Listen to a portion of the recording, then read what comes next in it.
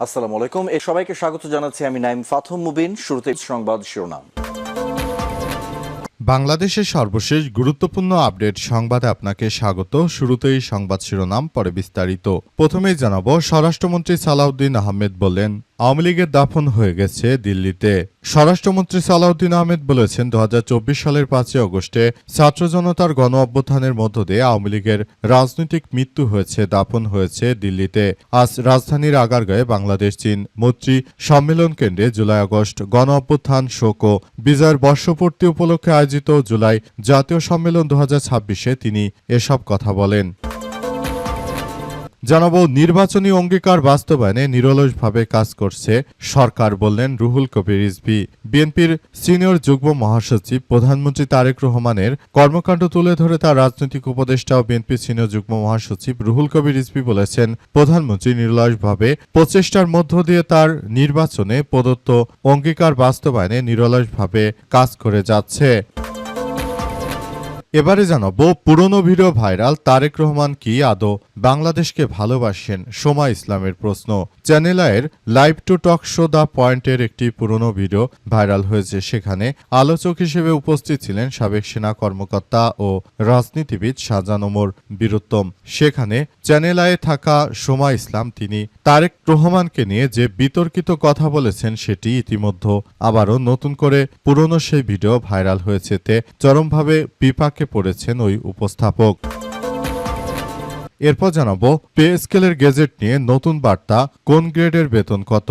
সরকারি কর্মকর্তা কর্মচারীদের বহুল প্রতীক্ষিত নতুন পে স্কেল নিয়ে এসেছে নতুন বার্তা।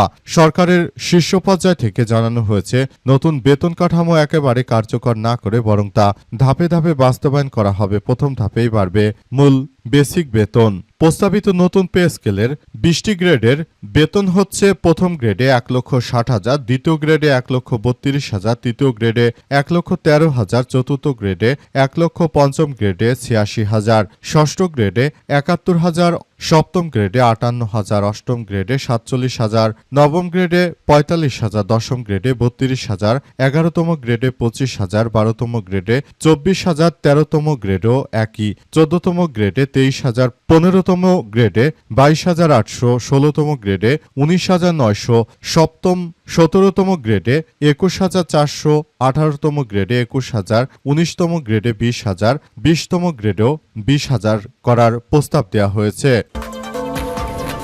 এবং সর্বশেষ জানাবো, খামেনির জানাজায় অংশগ্রহণকারীদের জন্য তৈরি হচ্ছে ৫ কোটি রুটি। যুক্তরাষ্ট্র এবং ইসরায়েলের সঙ্গে যুদ্ধ শুরু ৪ মাস পর ইরানের প্রাক্তন সর্বোচ্চ নেতা আলী খামেনির শেষ বিদায় অনুষ্ঠান শুরু হয়েছে। এতে ২৪ ঘণ্টায় ২ কোটি মানুষের সমাগম ঘটবে বলে আশা করা হচ্ছে। জন্য সেখানে ৫ কোটি রুটি তৈরি করা হচ্ছে। প্রিয় দর্শক, এতক্ষণ শুনছিলেন সংবাদ শিরোনাম, এবারে বিস্তারিত। তবে তার আগে বন্ধুরা, অনুরোধ থাকবে এই সংবাদটিতে একটি লাইক দিন। এই চ্যানেলে আপনি নতুন হয়ে থাকলে আমাদের সংবাদটি দেখতে দেখতে চ্যানেলটি সাবস্ক্রাইব করে রাখুন। কমেন্ট করে বন্ধুরা আপনার মূল্যবান মতামত জানিয়ে দিন আপনি বিশ্বের কোন দেশ থেকে বা বাংলাদেশের কোন স্থান থেকে আমাদের সংবাদটি দেখছেন এবং শুনছেন। আর বন্ধুরা, সংবাদটি আপনার সোশ্যাল মিডিয়া ফেসবুকে শেয়ার করে বন্ধুদেরও দেখার সুযোগ করে দিন। আজকের এই সংবাদ সম্পর্কে আপনার মূল্যবান মতামত কমেন্ট বক্সে কমেন্ট করে জানিয়ে দিন। গাজা যুদ্ধে আপনি যদি নিরীহ ফিলিস্তিনিদের ভালোবেসে থাকেন বন্ধুরা, কমেন্টে ইয়েস লিখে পুরো বিশ্বকে আমাদের এই তাজা আপডেটটি দেখার সুযোগ করে দিন। এবারে বিস্তারিত সংবাদ। তারেক রহমান কি আদৌ বাংলাদেশকে ভালোবাসে? সোমা ইসলামের প্রশ্ন। চ্যানেল আইয়ের live to talk show the পয়েন্টের একটি পুরনো ভিডিও ভাইরাল হয়েছে। সেখানে আলোচক হিসেবে উপস্থিত ছিলেন সাবেক সেনা কর্মকর্তা ও রাজনীতিবিদ শাহজাহান ওমর বীরুত্তম, আর উপস্থাপক ছিলেন সোমা ইসলাম। তিনি শাহজাহান ওমরকে প্রশ্ন করেন, তারেক রহমান কি আদৌ বাংলাদেশ বা গণতন্ত্রকে ভালোবাসে? দৈনিক আমার দেশের যুগ্ম সম্পাদক এম আবদুল্লাহ এবং আল জাজিরার অনুসন্ধানী সাংবাদিক জুলকারনাইন ছায়ের একটি ভিডিও শেয়ার করেছেন, সেখানে সোমা ইসলামকে প্রশ্ন করতে দেখা গেছে। 24-এর পথ পরিবর্তনের আগে অনুষ্ঠিত এই টক শোতে সোমা ইসলাম তারেক রহমানের নেতৃত্ব নিয়ে সরাসরি প্রশ্ন তুলে জানতে চান তিনি আদৌ বাংলাদেশ বা গণতন্ত্রকে ভালোবাসেন কিনা। এছাড়াও তিনি সেই সময় বিএনপির অব্যবস্থাকে একটি নেতৃত্বের সংকট হিসেবে বর্ণনা করেছেন, কারণ তার দৃষ্টিতে মাঠ পর্যায়ে কর্মীরা হতাশ এবং তাদের সঠিক দিক নির্দেশনা বা গাইড করার মতো কেউ নেই। তিনি আরও উল্লেখ করেছেন, দলের প্রধান দেশের বাইরে অবস্থান করে ভার্চুয়ালি মিটিং করছেন এবং প্রতিদিন জনগণের কাছে ক্ষমা চাইছেন, যা দলের ভবিষ্যৎকে অনিশ্চিত করে তুলছে। এছাড়াও তিনি বিএনপির অভ্যন্তরের নেতৃত্ববৃন্দকে পরিবর্তন নিয়েও নানা প্রশ্ন তুলেছেন। এমন কিছু কথা তিনি বলেছেন যেগুলো আসলে সবার জন্য খুবই লজ্জাজনক, বিশেষ করে বিএনপির নেতৃত্বদের জন্য এটা বড় ধরনের এক লজ্জাস্কর ঘটনা ছিল। আর সেই বিষয় নিয়ে তারা এখন পর্যন্ত আসলে কোনো ব্যবস্থাই গ্রহণ করতে পারেনি এই বিএনপি। পে স্কেলের গেজেট নিয়ে নতুন বার্তা, কোন গ্রেডে বেতন কত।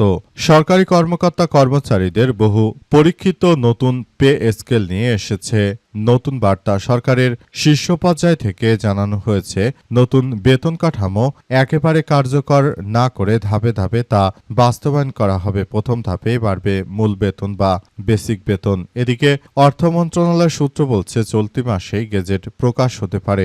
একই সঙ্গে সামনে এসেছে প্রস্তাবিত গ্রেড ভিত্তিক মূল বেতন কাঠামো। দেশের সামগ্রিক অর্থনৈতিক পরিস্থিতি বিবেচনা করে বেতন কাঠামো পর্যায়ক্রমে বাস্তবায়ন করা হবে বলে জানিয়েছে প্রধানমন্ত্রীর অর্থ ও পরিকল্পনা মন্ত্রণালয়ের উপদেষ্টা রাশেদ আল মাহমুদ তিতুমির। সম্প্রতি বিবিসি বাংলাকে এক সাক্ষাৎকারে তিনি বলেন, নতুন বেতন কাঠামো বাস্তবায়নের বিষয়ে সরকার রাজনৈতিক নির্দেশনা এবং নির্বাচনী প্রতিশ্রুতির আলোকে সিদ্ধান্ত নিচ্ছে। এই কারণে পুরো পে স্কেল একই সঙ্গে কার্যকর না করে ধাপে ধাপে তা বাস্তবায়ন পরিকল্পনা করা হচ্ছে। তিতুমির জানান যে প্রথম ধাপে সরকারি কর্মকর্তা কর্মচারীদের মূল বেতন বেসিক বাড়ানো হবে, তবে কোন গ্রেডে কত শতাংশ তা কত টাকা বেতন বৃদ্ধি পাবে সে বিষয়ে এখনো বিস্তারিত তথ্য তারা জানাতে পারেনি। প্রস্তাবিত গ্রেড অনুযায়ী বেতন বাড়বে। আসলে প্রথম গ্রেডে 1,60,000 টাকা, দ্বিতীয় গ্রেডে 1,32,000, তৃতীয় গ্রেডে 1,13,000, চতুর্থ গ্রেডে 1 লক্ষ, পঞ্চম গ্রেডে 86,000, ষষ্ঠ গ্রেডে 71,000, সপ্তম গ্রেডে 47,000, নবম গ্রেডে 45,000, দশম গ্রেডে 32,000, 11তম গ্রেডে 25,000 টাকা, 12তম গ্রেডে 24,000, 13তম গ্রেডে 24,000, 14তম গ্রেডে 23,500 টাকা, পঞ্চম গ্রেডে 22,800 টাকা, 16তম গ্রেডে 21,900 টাকা, 17তম গ্রেডে 21,400 টাকা, 18তম গ্রেডে 21,000 টাকা, 19তম গ্রেডে 20,500, 20তম গ্রেডে 20,000 টাকা। বর্তমান সরকার তার নির্বাচনের আগে দেয়া প্রতিশ্রুতি অনুযায়ী নিরলসভাবে কাজ করছে বললেন রুহুল কবির রিজভী। বিএনপির সিনিয়র যুগ্ম মহাসচিব অ্যাডভোকেট রুহুল কবির রিজভী দাবি করেছেন যে বর্তমান বিএনপির প্রধানমন্ত্রী তারেক রহমান তিনি যেভাবে কার্যক্রম চালাচ্ছেন, তিনি দেশটাকে একটি সুন্দর অবস্থানে নিয়ে যাওয়ার জন্য তিনি কার্যক্রমে সব কথা বলেছেন। তিনি বলেন যে তারেক রহমান দীর্ঘদিন ধরে বিদেশে পলাতক থাকলেও তিনি দেশের মানুষকে কখনোই ভুলে যাননি, কারণ তাকে পলাতে বাধ্য করা হয়েছিল। 11 সরকার যখন এসেছিল তখন তারেক রহমানকে দেশ ছাড়া করা হয়েছিল, কিন্তু বর্তমান সময়ে তিনি আসলে এমনভাবে কার্যক্রম চালাচ্ছেন যাতে করে তারেক রহমান দীর্ঘ 17 বছর পর দেশে ফেরত আসার পর তিনি দেশের জনগণকে নিয়ে ঐক্যবদ্ধভাবে একটি সরকার গঠন করেছেন, যে সরকার দেশের জনগণের জন্য অনেক বেশি সুইটেবল সরকার এবং কাজ করছে। বর্তমান সরকার আসলে যেভাবে কার্যক্রম চালাচ্ছে সেটি পৃথিবীর বুকে এক ভালো কার্যক্রম শুরু হয়েছে।